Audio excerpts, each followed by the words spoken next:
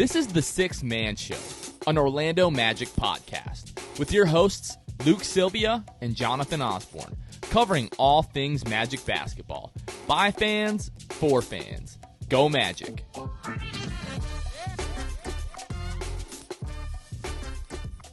What's going on, Orlando Magic fans? You guys are back with the Sixth Man Show. Today is June 20th, 2022. Jonathan Osborne here, joined by my co-host, makes his triumphant return to the pod. Luke Sylvia, what's up, bro? Welcome back to Florida. Thank you, man. I'm excited to be back here. Staying at my parents' here for the next few months until our home is ready for us to begin renting here in a few months. And you know, my parents were so gracious to let us stay here. So it's nice. We got room, and it's nice, as you guys see. It's got the pool behind me, some lights for the ambiance, and we're rocking and rolling. How was your Father's Day, bro? First of all, happy Father's Day to all of the fathers out there, or those that are playing the role of a father. Yeah, Luke, how was your Father's Day? It was great, man. I think that it's a good holiday. I think it was started 50 some years ago, and I think that it's a good day to reflect. I wanted to give a shout out to my dad. This last year has been really rough, and Luke, you don't have to thank me, bro. You don't have to thank me. No, I really was gonna go on here. The last year's been a little rough. I've had but in those rough times, I've had great things that have kept me grounded, and that's my dad, Wendell Carter Jr., Win Daddy, and so shout out, happy Father's Day, Wendell Carter, and my actual dad. Ron, appreciate it. Thanks, Ron. Yeah, Ron. Yeah, shout out to Chuck. Mm-hmm. Chuck doesn't watch the pod, but love you, Dad. I've been working on my tan recently, bro. I feel like, remember when Evan Fournier came back from the All-Star break a few years ago, and we were like, dang, golden. Evan's been working on it. That's might not be able to tell with this lighting, but yeah, I've been working on my tan a little bit recently. Spent all day in the sun today. It was a good day. But Luke, we missed you on the pod here. We've had some things happen since then, which we'll get to in a little bit. We'll get your thoughts on, Jabari working out, meeting with the media. Some other top prospects might have met with the Magic. Chet Holmgren, it seems like, did meet the Magic, didn't meet with the media. We don't know what's going on with Paolo, some other top prospects. We'll talk about that in a little bit, but we got a couple of big things going on this week. So if you follow us on social media, then you'll know that we are partnering again with the Orlando Magic. Really, really appreciative of the Magic. But we're partnering with them for the Orlando Draft Tour, sponsored by Michelob Ultra. It's draft week, Luke. Monday, Tuesday, and Wednesday before the draft. Each night from 6 to 8 p.m., we're going to be at some different establishments around the downtown area. There's going to be some special guest appearances. We have it confirmed that R.J. Hampton is coming out to the Tuesday event. They're working on some other appearances as well. There's going to be giveaways and drink specials at each one of these events, so make sure that you guys come out again from 6 to 8, Monday, Tuesday, and Wednesday. Monday. Should I shout out the? Oh, you're about to do that right now. Yeah, I'm about to shout out the establishments. Yes. Go ahead. Monday from 6 to 8, we'll be at the Lodge on 49th North Orange Avenue. I can't speak right 49, now. 49 for sure. Definitely 49. I don't know why I'm saying 49th. You got it. I spent too much time in the sun today. My brain is like a scrambled egg. I believe in you. Keep on trucking. We're going to do this again. Tuesday, June 21st, we'll be at Cavo's Bar and Grill, 900 East Washington Street. We got that right. And then Wednesday from 6 to 8, we'll be at Ollie's, 3400 Edgewater Drive. Again, Monday, the Lodge. Tuesday, Cavo's Bar and Grill. Wednesday, Ollie's. And the Lodge is 49 North Orange Avenue, not 49th. Anyways, the Orlando Draft Tour, come out and hang out with us. And this is what I will say. There are a lot of people out there for the last couple of years have criticized the Magic, and they've complained to us in Twitter mentions and Facebook comments and all kinds of things, YouTube comments, about how they've criticized the Magic for not doing enough in the community to get the city excited about the team. If you're one of those people, this is your time to put your money where your mouth is. Okay? Yep. This is a perfect opportunity to get out in the community, meet people in the city, get them excited about the Orlando Magic. So this is your time to shine. If you are one of those people passionate about spreading the Orlando Magic fan base and creating more Magic fans, this is the time to do it. Make sure that you come out to the draft tour. I'm going to be there Monday. Luke's going to be there Tuesday. Kevin may be there on Wednesday. If Kevin's not there, I will be there on Wednesday. Again, there's going to be special guest appearances, giveaways, drink specials, all of that good stuff. Again, the Orlando Draft Tour, sponsored by Michelob Ultra. Luke, we're looking forward to this, right?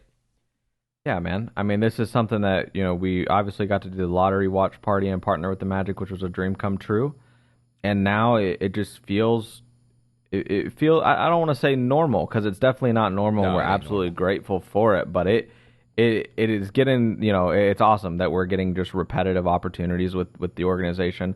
Thankful that they're trusting us with it to help promote these events. So we expect you guys to come out, hang out. It's nothing crazy, right? We're there for a couple hours. We're just kind of getting the buzz going around, around the city. People are obviously going to be looking around at these bars and be like, man, what's happening? Like, why are you guys together? Why are so many people here? And we'll be able to tell them, man. I mean, we got the draft, and it'll be important for this franchise, and hopefully can kind of sway some Magic fans that might have fallen off the wagon here maybe a decade ago when even Dwight left, and just convince them to hop back on board. It's going to be fun, and we're all excited for it. Really, my number one goal this week leading up to the draft is to secure one of those Magic branded Michelob Ultra cans. I haven't seen any of those, obviously, anywhere near Tampa.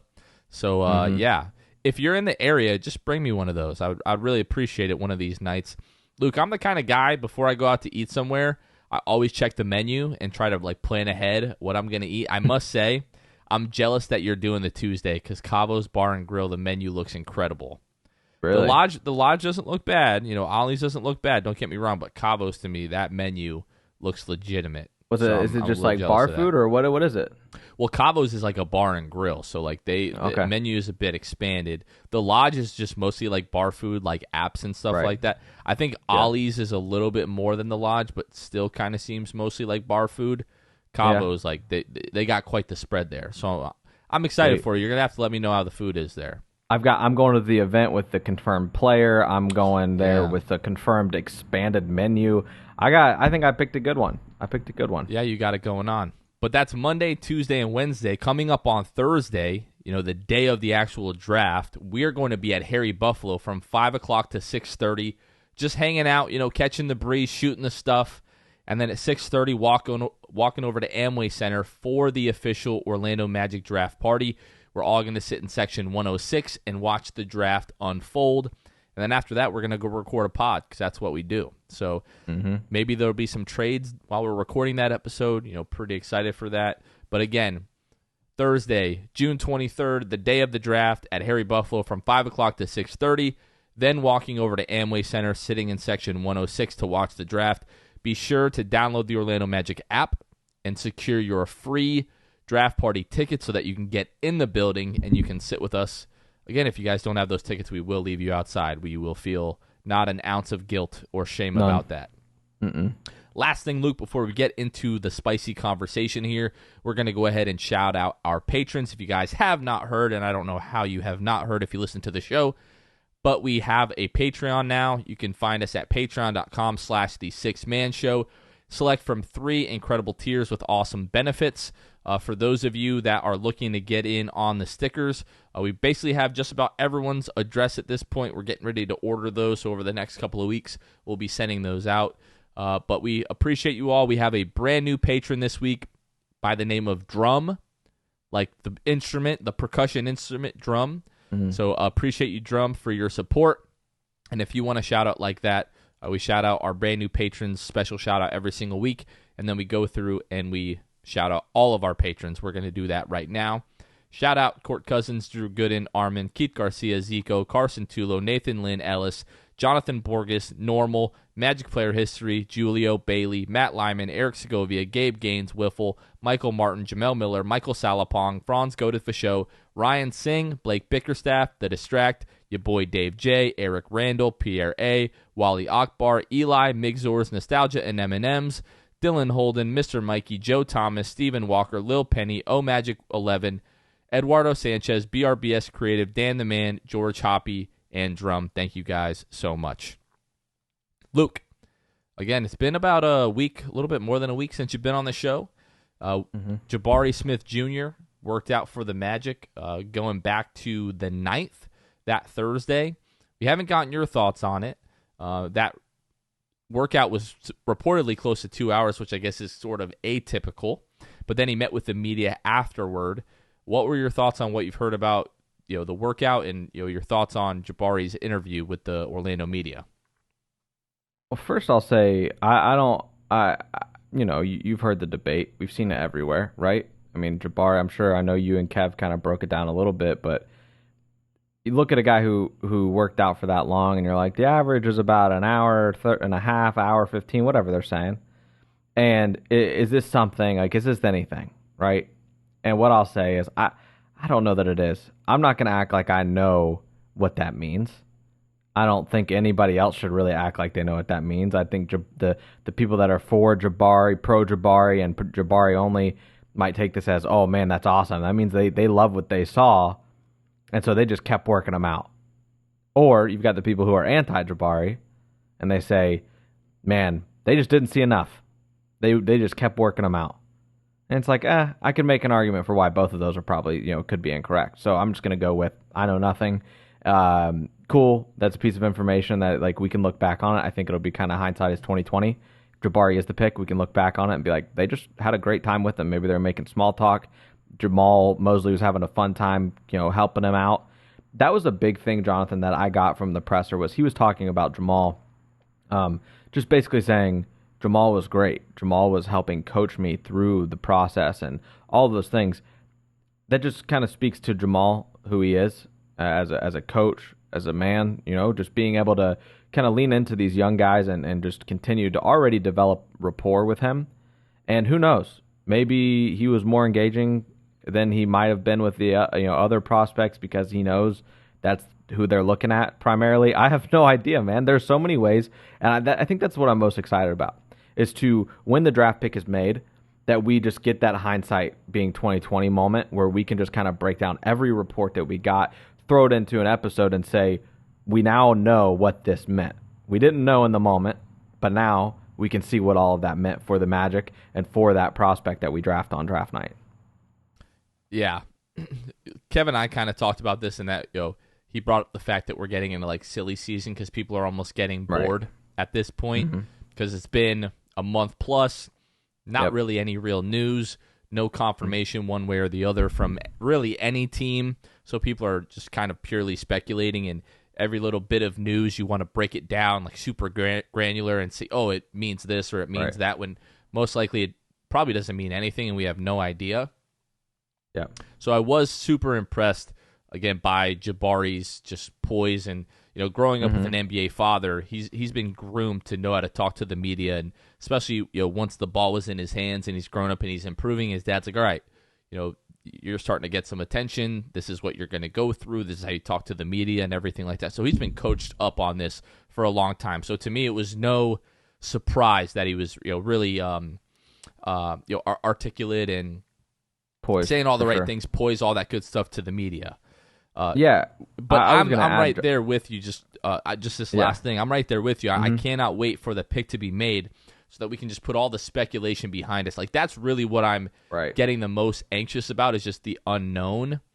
I was talking with my wife today, and she's like, "Oh, well, I prefer this guy or prefer this guy just off of things that I've heard and what I've heard you guys talk about." And as she said, like, going through the different guys, I'm like, I'm still good with anybody. Like, I prefer Jabari, but I'm really gonna be fine if it's Chet or if it's Paolo. I'm just ready to get it over with. Yeah, and I was just going to add, you talk about kind of how poised he is. I think that's the first time I really said that to you guys about him, was when I listened to him speak during the Mike Schmidt's film breakdown, where I just was like, I could see him, like, if they think he's got the tools and he's the guy, this is going to put him over the top. It's just how well-spoken he is, and I feel like can be pretty personable. Just from the way he communicates, you can tell a lot about a person from that, and I think that goes a long way with this organization. They don't want a bad apple, especially a young one that can kind of infiltrate this young core that isn't really established and doesn't have a lot of continuity up to this point. I think that's the worst thing you could do is bring in somebody that's got a little bit of an off attitude. All the talent in the world, but they could really destroy a young team that doesn't have a foundation. And I think that Jabari, with how well-spoken he is and those things I talked about, I think Jabari can only add to the locker room just based on what you can kind of get from his personality from what we've seen so far.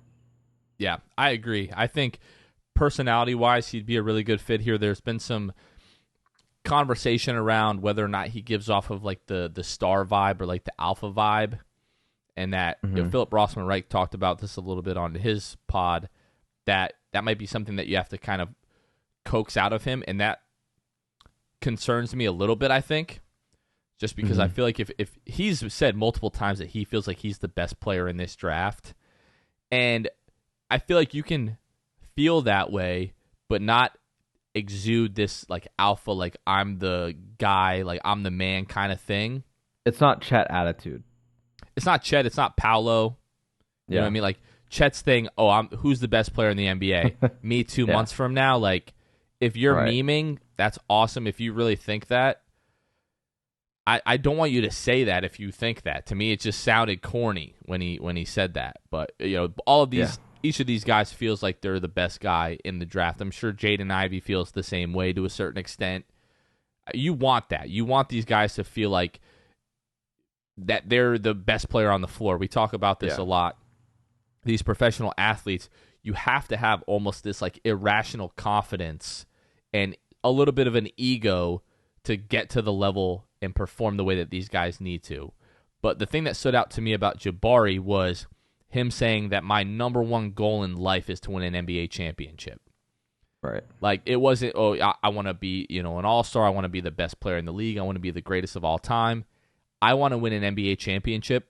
And it sounds cliche until I think about the fact that I've never heard a prospect say that. It's always been like, I want to be the best player that I can be. I want to be one of the greatest players of all time. Blah, blah, blah, blah, blah. I've never heard somebody come out and say, my number one goal in life is to win an NBA championship. Give me 12 of those guys. Yeah. I think that's something that I'm not saying he doesn't think that, because I'm sure he does. I'm sure that is a huge goal in his life. Obviously now where his job is literally to play basketball in the NBA. But I also just think that that's him reading the room and saying, like, what makes me different? And I think that is what makes him different. I think that he very much is team-oriented. I think that, he's going to do things that makes the team better, whether it's make hustle plays, ringing the bell defensively, diving for loose balls, hitting that open three that gains the Magic the lead or wins the Magic the game. Like, doing those things that are just really intangibles, to be honest with you. And doing those things, I think that he really is that team guy. And in that respect, it kind of reminds me of Franz, right? Franz kind of That's funny that you said that, because that's what I was talking about, the guy who feels like he's the best guy on the court but doesn't necessarily have to come out and say it. Like, I feel that way about Franz. Yeah, I want a guy that feels like he's the best on the court, but he doesn't have time to say it because he's trying to win a ball game. Like, that's the type of guy that I want, for sure. Just to be devil's advocate, how many times did I say this season, like, I want to see Franz be more assertive and take the game over? It goes into that same thing you were saying, where I think you were saying that Phil was talking about, like, you need to coax that out of him probably. And that is the case. But honestly, if he's making his teammates' lives easier and he's cool with taking, the game-winning shot, I don't need you to be alpha. I mean, you look at Kawhi Leonard. Like, dude, he doesn't, when he speaks, it's not, oh man, that guy, he must be the best player on the court. No, he just hits the game-winning shot to send the Sixers home in the playoffs. Like, that's the type of guy you want, and I want a guy like that. So if you don't think Kawhi was the alpha on that team, who do you think was the alpha? Don't say Kyle Lowry, because if it's not Kawhi, it's got to be Lowry. Yeah, like absolutely, vocally, absolutely. I think he just, Boardman gets Don't paid. Get me wrong. He just leads by example. Yeah, no, I mean, I think Kawhi just leads by example. You can be the alpha that way, but he just verbally, like, he was not. Yeah, no, and I think that is something that, to a certain, like, if you're a Jimmy Butler, if you're like a Kobe Bryant, you're a Michael Jordan, like, you're that kind of alpha and that kind of personality and competitor. That can't be taught. But I do think you can get to the level where you're vocal enough and you're competitive enough and your performance speaks for itself enough that you can lead that way. And what you say carries weight. Carries weight with guys, and they respect that. Listen, in this world, Jonathan, in the everyday world, there are extroverts and there are introverts. There's businessmen who lead billion-dollar businesses that are introverts. There are people. My dad is successful in what he does. He speaks in front of thousands of people every weekend. He's an introvert. There are people in this life, and shout out to him on this Father's Day but like there are people that they are just naturally introverted. Jabari Smith Jr. might be that way. Maybe he's just soft-spoken on camera, and maybe when he gets around his teammates, he's full of life and he's the Chuma Okeke of the party. Who knows? But that's what I'm saying. Like, we really don't know, and we're obviously speculating in that respect. But at the same time, I'm not worried about him being, if he is an introvert. As long as he leads by example, what do I care? Go give me a ring. I'm going to know everything that I need to know when we know who the pick is. If it's Chet, if it's Jabari, if it's Paolo, it tells me everything that I need to know about what Jeff and John thought about these other guys. Like, if Jabari's not the pick, to me, they said, oh, you know what, maybe he's not going to become like the guy. Maybe he's not going to develop a handle. And maybe he can't, develop as a playmaker. I'll be like, okay. Or lead a locker room. And I'll be like, okay. And that's what you want in the number one pick, right? Like, you want a Shaq. You want a Dwight Howard. You want a LeBron James. You want a guy that's going to lead your franchise on and off the floor. So if he's not the pick, I'll be like, okay, for now.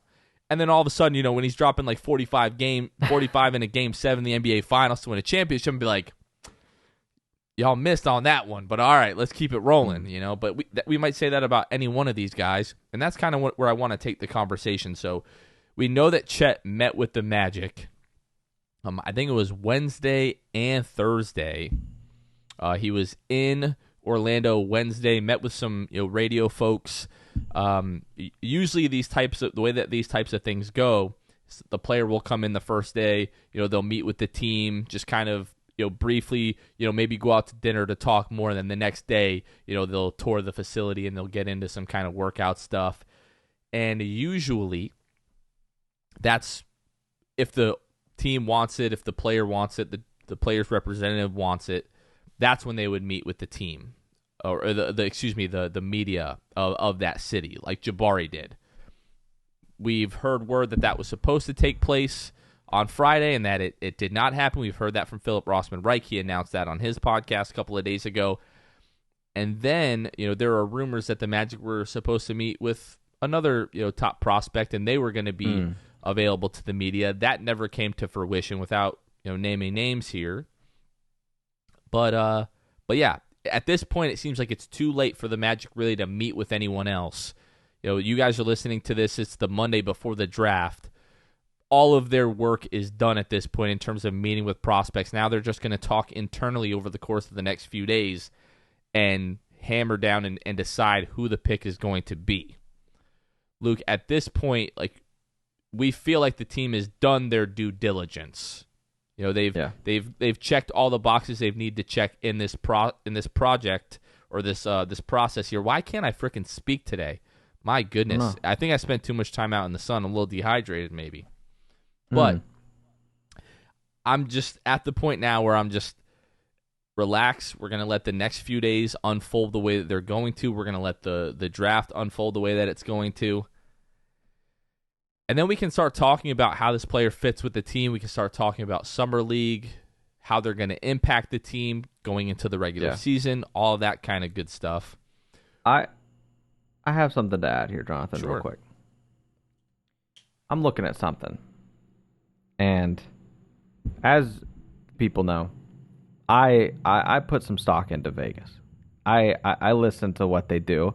I look at the odds. I'm checking it. I've been checking Bovada's odds daily every time I wake up in the morning just to see what their feel of the market is. I checked this morning, Jonathan. Jabari had gone from like minus 175 to minus 200. Okay? I go in, like every time, I go to the search bar in my Bovada on the website. I type in the word pick, and it always comes up number 1, number 2, number 3, number 4, number 5. Like you can put bets on the top 5 picks, right? I look at it here. The only ones that I have options for are pick number 3 and pick number 5. Pick number 1 and number 2 have been fully taken off the site.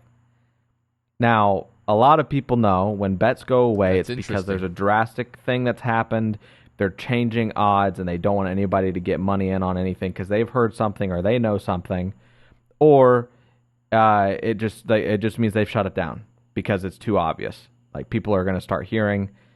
I just got to think. This morning, it was up at minus 200. I check again as we're recording this tonight, Sunday night at 9:20 Eastern, and there's nothing there. We'll see if it's back in the morning, but I don't think that's not I've something. got to tell you something, though. I checked a few days ago just to check in on Bovada to see what the odds were. I couldn't find anything anywhere. Mm-hmm. There was no NBA future specials, however it is they categorize it on Bovada. Yeah. I couldn't find it was the type of prop bets were like, where does Donovan Mitchell play opening night? That kind of stuff. Right. But I couldn't find anything about the draft. This was a few days ago, meaning like maybe around the Chet thing? No, this was maybe like a week ago, I would say, like a few days before that. Yeah, it just makes me wonder, like, when they take these down, are they just, like, I know sometimes they are just kind of taking them down because they're evaluating, right? I think. And I think that's maybe what they're doing right now. They're evaluating. But like I said, they left the number 3 pick up there, number 5. I don't know if they left 4. That's probably took something. 4 off because of Jaden Ivey.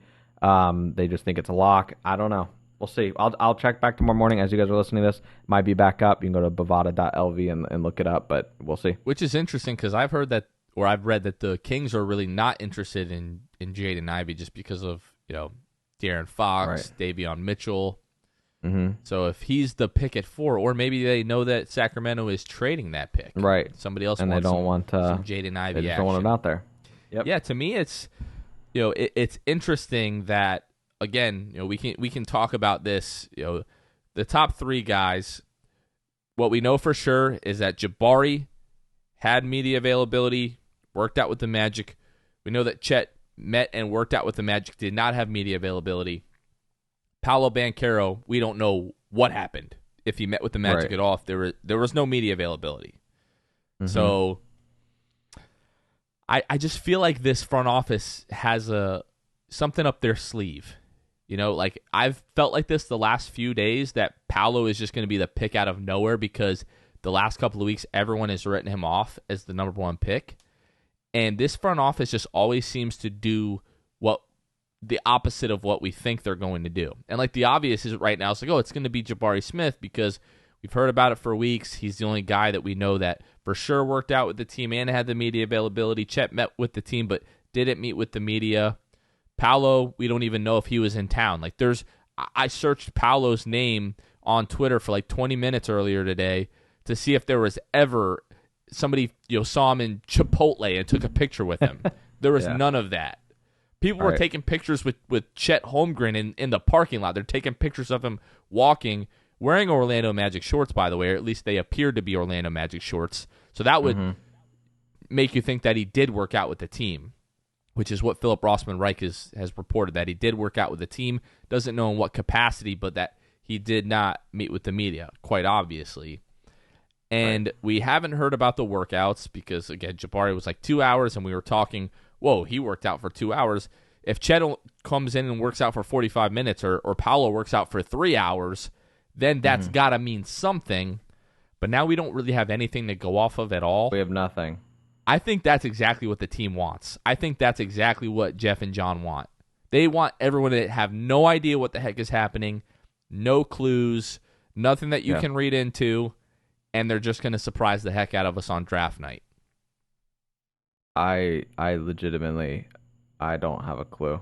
I don't have a clue. I would like to think that, I definitely, my strong, I've put a bet on Jabari Smith Jr. being the number 1 pick. At this point, I put it a couple days ago, so we'll see. But, man, I don't know. We will see what happens come draft night, but it is all very much a mystery. Like, if you had to say who the pick is right now, you're still saying Jabari? I haven't cashed out my bet, so yeah. As it is right now, I really don't have a strong feeling one way or the other. It's like Jabari is the easy thing because he's leading in Vegas and he's what we've heard for weeks and weeks and weeks. But this front office is just tricky, man. It wouldn't shock me. Let's be clear. Like, I'm very confident. To put my money where my mouth is as far as the Jabari pick goes. But I would not be shocked regardless of the outcome, and I also wouldn't be unhappy regardless of the outcome. I think that that this front office does their work. That's where we still are, right? Like, we're still good with any of the top three. Yeah, there are a lot of people that have been saying that, and their conduct recently hasn't reflected that. Like, everybody really, right after the draft, was like, we're good with any of the top three. And now everyone's kind of in their own camps, like, oh, it has to be this guy, or it has to be this guy, or it has to be this guy. I want it to be Jabari, and that's my preference. But there's going to be like 2% of me that's disappointed for a split second that it's not Jabari, and then I'm going to be like, okay, he wasn't the guy, and this is the guy, and this is the guy now. And that's kind of where I'm at. Yep. So you guys are listening to this. You guys will hear it. You'll hear the reaction, obviously. Draft night, we'll record that podcast, and you'll see if Jonathan does what he just described. If Jabari is not the pick, yeah, we're gonna do like a little draft week vlog because again, we're doing the draft tour with the Magic. We're doing the Harry Buffalo thing again. We'll be at the draft party, so we're gonna do like a little draft week vlog. So that will be out, sometime after the draft. My guess would be like a few days. So be on the lookout for that. If you want to be featured in one of those, in our draft vlogs, make sure that you come out to one of the events. We're talking about the Orlando Draft Tour. We'll kind of close the show in just a minute and touch on that again. But yeah, few days. Feels like it's been forever since the lottery to the draft. You guys are listening to this on Monday, so we've got Tuesday, Wednesday. We're going to do an episode that's going to come out Thursday morning, the day of the draft, just kind of our last final thoughts. Maybe some news comes out between now and then, but we're really just going to talk about what we think is going to happen that night, and then that night we'll record another pod of what actually happened, and then that will be up as soon as possible. My guess is like early Friday morning. Yeah, we're getting close here, Luke. Any thoughts that you want to share? Just kind of the last few days here leading up to the draft. I don't think so. I think we pretty much flushed it out there. I think that this will be a fun week. I'm interested to see what happens. We've already had some weird stuff happening. Kenny Atkinson decides that he doesn't, after all, want that job. Thank goodness, by the way. I wanted no part of seeing a Kenny Atkinson's Hornets team 4 or 5 times a year. I wanted no part of that. Yeah, no thank you. So weird stuff is starting to happen. It still feels kind of quiet. I think this week is about to get real loud, real quick. You're going to start probably hearing draft night trade chatter, not necessarily about the Magic, but leading up to the draft here as we get into draft week. It's going to be a fun week. I think it's going to be super long, but also very quick at the same time. One of those phases, if you've had those phases in life, you know what I'm talking about. But I think that might be what we're in for this week. I'm excited. This is what we do this podcast for, is for weeks like this. I know that we're all pumped for it. Rival executives are talking about the fact that they're hoping the Magic are going to lower their asking price on Terrence Ross. They were asking for first-round picks at the trade deadline. They're hoping they'll ask for multiple second-round picks. I just don't see that happening for a team that already has 2 second-round picks in this draft. It's going to be futures for sure, I would think, right? You got to it's got to be. Because that's my same perspective. There's no way that the Magic are going to take 2 seconds, multiple seconds in this draft. I just don't see that happening. I think it's got to be future ones. At that point, you're just trying to get T. Ross out of here to a team that he doesn't hate. If that's the case and that's the best that you can get at the draft, I'm holding him until the deadline. Because that offer will be there at the deadline. 2 future second-round picks. That deal will be there at the deadline. What's your thoughts? Do you feel like he gets traded draft night? I think if he wants it, and that is what he wants, and it seems like that is what he wants, despite praising the organization of the stance of where they're at, and it's a new regime and all that sort of thing, he still said what he said, which was that he doesn't think he sees himself in Orlando. and it's just not in the cards, and he's kind of they're very young, and they whatever, he wants to go somewhere he can win, all those sorts of things. I would be shocked if he is not traded for basically nothing on draft night. I think that absolutely can happen. I mean, because let's say like all he does at that point is take up extra roster space. If you see the same T. Ross you saw last year, do you really want him till deadline? I think I think he just gets dealt. They just rip the Band-Aid off. They do what they wanted to do at the deadline. Obviously, probably not getting as much for him, just because they were wanting a first. But at this point, writing's on the wall. Every team in the NBA knows it. Just get him off. Get him to somewhere he likes. Don't obviously burn a bridge or anything, which I don't think they would ever do with T. Ross. And we'll thank T. Ross for what he did in Orlando. We got 3 days till we figure it out, Luke. Again, coming up Monday, Tuesday, Wednesday. Monday from 6 to 8 will be at the Lodge, 49 North Orange Avenue. Tuesday, June 21st, Cavo's Bar and Grill, 900 East Washington Street. And then Wednesday at Ollie's, 3400 Edgewater Drive. Again, the Orlando Draft Tour, sponsored by Michelob Ultra. Each of those nights from 6 to 8 o'clock. There will be some special guest appearances from R.J. Hampton on Tuesday. We're still waiting to figure out who might be there Monday and Wednesday. There's going to be giveaways at each of the events, so make sure that you guys come and hang out. And then the pre-draft party, I should say, June 23rd on Thursday from 5 o'clock to 6:30 will be at Harry Buffalo. And then we'll walk over to Amway at 6:30 for the draft party. And we'll hang out and we'll watch the pick and the draft unfold, sitting in section 106. Luke, we're like in the home stretch of draft season. Like it's been a lot of fun. We've had a lot of great guests, but it has been draining. We've had the same conversation twice a week for the last month now with not much to say. But what I will say is I'm glad that this has at least been a conversation, and we just haven't spent the last month twice a week talking about Chet Holmgren and how great he's going to be, or Jabari or Paolo if there was a unanimous number one prospect. Yeah, and also the draft happens Thursday, and 2 weeks from that date is Summer League. Very exciting. So July 7th through the 17th, I believe, is the Summer League. So we'll jump straight from that into obviously our observation of the number one pick, how they fit, those sort of things, but also just gearing up for Summer League. And it's going to be a lot of fun to see this team and see who they throw out there as well. That'll be the news as we get closer to that date of July 7th. Only 2 weeks to the day from draft night is when Summer League will be. Very exciting. 3 days until the draft. The Magic are hard at work deciding who is going to be the number one pick. We've said this a few times. We're going to say it again. The slogan of cheer the pick, it really means don't boo the pick, right? But cheer the pick sounds better. You don't put don't boo the pick on a graphic and post it to social media. You just don't do that. So if you're not ecstatic about the pick, just sit there and just clap. Give a little golf clap. Give a little fist pump. You know what I mean? Nothing they can put on SportsCenter as the Magic boo the pick. Don't be throwing up the double bird like my beloved Eli Manning. Don't be doing that. Don't be booing. Don't be doing all that stuff. If you're not ecstatic, just chill. Just chill.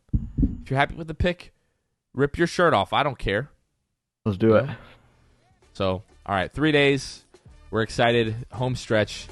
We'll talk to you guys Thursday morning, and then we'll break down who the pick is Thursday night. Let's do it.